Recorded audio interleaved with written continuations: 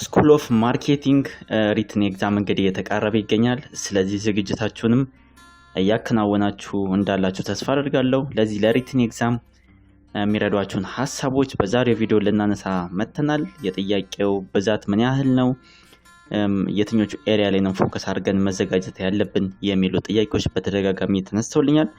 በዛሬው ቪዲዮአችን ለነዚህ ጥያቄዎች መልስ ምን ሰጣችሁ ይሆናል። ውድ አቤተርስ ቲዩብ ቤተሰቦች እንዴት ናችሁ? እንግዲህ ዝግጅታችሁ ጥሩ እየሄደ እንደሆነ ተስፋ አድርጋለሁ።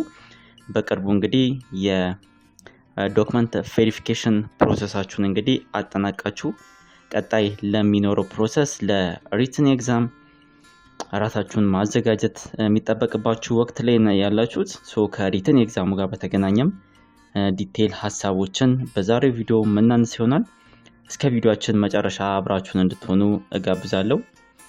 እንግዲህ ስኩል ኦፍ ማርኬቲንግ የመጀመሪያውና በጣም ወሳኙ ምዕራፍ የሪትን ኤግዛም ወይም የጽሁፍ ፈተና ስቴጅ ነው። እንግዲህ ይሄኛውን ለማለፍ እንግዲህ እናንተም በርካታ ጥያቄዎችን በመስራት ራሳችሁን ብቁ ማድረግ የሚጠበቅባችሁ ይሆናል ማለት ነው።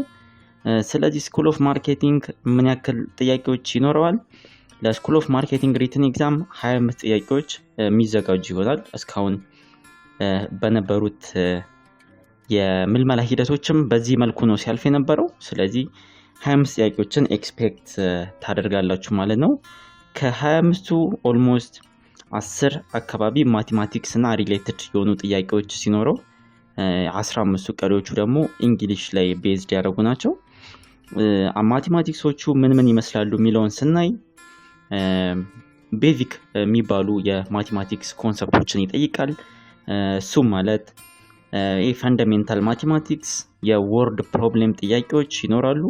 ወርድ ፕሮብሌም በተለይ በጣም ኮመን ልንለው የምንችለው አይነት ነው በአብዛኛው በሪትን ኤግዛም ላይ። ከኤጅ ፕሮብሌም ጋር የተገናኘ ፕሮብሌሞቹ ኤጅ ፕሮብሌም፣ ሬሽዮ የሚጠይቁ ሊሆን ይችላሉ። ፕሮባቢሊቲ፣ የሳላሪ ካልኩሌሽኖች፣ ከፐርሰንቴጅ ጋር የተገናኙ ጥያቄዎች ሊሆኑ ይችላሉ። በአብዛኛው እነዚህ ኤሪያ ላይ ነው ፎከስ ተደርጎ ጥያቄው የሚወጣው። እንዲሁም ቤዚክ የሚባሉ የማስ ጥያቄዎች ኢንክሉድ ሊደረጉ ይችላሉ። ከባድ አይደሉም። ያለፉት ኤግዛሞች እንዲሁም ከዚህ በፊት የወጡትን ጥያቄዎች በደንብ ከሰራችሁ በቀላሉ ጥያቄዎቹን መመለስ የምትችሏቸው አይነት ጥያቄዎች ናቸው። እንግዲህ እኛም ያለፉ አመት ጥያቄዎች በተከታታይ ያሉትን ጥያቄዎች አንድ ላይ አድርገን የምናቀርብላችሁ ይሆናል ማለት ነው። ስለዚህ ፎከስ ኤሪያዎቹን ማወቅ ለዝግጅታችሁ እጅግ በጣም ወሳኝ ስለሆነ ነው በዛሬ ቪዲዮ እነሱን ሀሳቦች ይዤ የመጣሁት። እንዲሁም እንግዲህ የቀረው 15 ጥያቄ የሚሆነው እንግሊሽ ኤሪያዎች ላይ ፎከስ ያደርጋል። እንግሊሽ እንግዲህ የማይቀሩና በሁሉም የሪትን ኤግዛሞች ላይ ኮመንሊ የምናገኘው የፓሴጅ ጥያቄዎች ናቸው። ፓሴጅ ይኖራል። ፓሴጁን አንብባችሁ የምትመልሷቸው ጥያቄዎች እንግዲህ ኮመንሊ ይኖራሉ። ከዛም በተጨማሪ ግራመር ይኖራል። የቮካቡላሪ ጥያቄዎች ይኖራሉ። ሲኖኒምስ እንዲሁም አንቶኒምስ ይኖራል ማለት ነው። ሲኖኒምስ ተመሳሳይ ሚኒንግ ያላቸው ወርዶች ይጻፉላችሁና ከምርጫ ውስጥ ተመሳሳይ ሚኒንግ ከዛ ወርድ ጋር ያለውን መምረጥ። እንዲሁም ደግሞ የአንቶኒምስ እንዲሁም አንድ ወርድ ይሰጣችሁና የዛን ወርድ ኦፖዚት የምትመልሱበት አይነት ጥያቄ ይሰጣችኋል። እንዲሁም በተጨማሪ ሴንቴንስ ኮምፕሌሽን ኩዌስችኖችም ይኖራሉ። ሴንቴንሶች ይጀመሩና መጨረሻቸውን እናንተ የምትሞሉት አይነት ጥያቄ ነው። ሁሉም በምርጫ ነው የሚቀመጠው። ስለዚህ በእነዚህ ኤሪያዎች ላይ ዝግጅት ማድረግ ፈተናውን በቀላሉ የምታልፉበትን እድል ይፈጥርላችኋል ማለት ነው። ስለዚህ ጥያቄዎቹን ያው እኛም ኦርጋናይዝ በሆነ ወይ ከዚህ በፊት የነበሩትን ጥያቄዎች በደንብ የተሰሩ በፒዲኤፍም በቪዲዮም ለእናንተ ሼር እያደረግን ነበር። አሁንም ቀድመን የኤግዛሙ ከመድረሱ ቀደም ብለን ሼር የምናደርጋችሁ ይሆናል ማለት ነው። ስለዚህ ስኩል ኦፍ ማርኬቲንግ በእነዚህ ኤሪያዎች ላይ ዝግጅታችሁን በደንብ ማከናወን ብችሉ ኤግዛሙ በቀላሉ ማለፍ የምትችሉበት ሁኔታ ይኖራል ማለት ነው። ኤግዛሙ መች ይሆናል የሚልም ሌላው ጥያቄ አለ። እንግዲህ ኤግዛክት ዴቱን ማወቅ አንችልም። አሁን ላይ እንግዲህ የዶክመንት ቬሪፊኬሽን ፕሮሰስ ኦልሞስት ስለተጠናቀቀ በ3 ሳምንት እንዲሁም ከአንድ ወር ባልበለጠ ጊዜ ውስጥ እንግዲህ ማክሲመም ጊዜውን ይዘን በዛ መሃል እንግዲህ ጥሪ ተደርጎ የሪትን ኤግዛሙን ትወስዳላችሁ ተብሎ ኤክስፔክት ይደረጋል። እንግዲህ እስከዛ ራሳችሁን አሁን በሪኮመንድ ባረኳችሁ ኤሪያ ላይ ትኩረት አድርጋችሁ መዘጋጀት ነው የሚጠበቅባችሁ። ለአዲስ አበባ ላላችሁም እንዲሁም ሪጅን ላይ ላላችሁ የሪትን ኤግዛሙ ቀን አንድ ተመሳሳይ ቀን ላይ ነው የሚሆነው። ስለዚህ በዛ መንገድ ነው ሁለት የሪትን ኤግዛም አይዘጋጅም።